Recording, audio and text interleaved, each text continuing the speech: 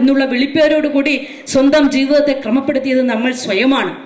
മറ്റാരുടെയും മന്ത്രശക്തി ഉപയോഗിച്ചുകൊണ്ടല്ല, ആരുടെയും മാന്ത്രിക വടിയുടെ സഹായത്തോടു കൂടിയല്ല, മറിച്ച് സ്വന്തം ജീവിതത്തെ ഇലകളും മറ്റു മരത്തൊലികളും ഉപയോഗിച്ചുകൊണ്ട് നഗ്നത മറയ്ക്കുവാനും സ്വന്തം ജീവിതത്തെ ക്രമപ്പെടുത്തുവാനും മരത്തലപ്പുകളിൽ ഉറങ്ങിയിരുന്ന ഹിംസ്ര ജന്തുക്കളെ ഭയന്നുകൊണ്ട്, കാട്ടിലെ ഏറ്റവും വലിയ വെള്ളപ്പൊക്കത്തെയും തീയെയും ഒക്കെ ഭയന്നുകൊണ്ട് പ്രകൃതിയുടെ തീർത്തും അടിമയായി ജീവിച്ചിരുന്ന മനുഷ്യരായിരുന്ന നമ്മളാണ് ഇന്ന് ഇത്തരത്തിൽ സ്വാതന്ത്ര്യത്തോടുകൂടി സ്വന്തം ജീവിതം കെട്ടിപ്പടുത്തത്.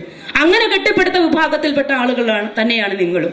അങ്ങനെ സ്വന്തം കഴിവ് ഉപയോഗിച്ചുകൊണ്ട് ഒരു സിംഹം എന്നാണോ ഈ ഭൂമിയിൽ ഉണ്ടായത്, ഒരു മുയൽ എന്നാണോ ഈ ഭൂമിയിൽ ഉണ്ടായത്, അത് ഇന്നും അതിന്റെ ജീവൻ അതുപോലെയാണ് കൊണ്ടുപോകുന്നത്, യാതൊരു മാറ്റവുമില്ലാതെ.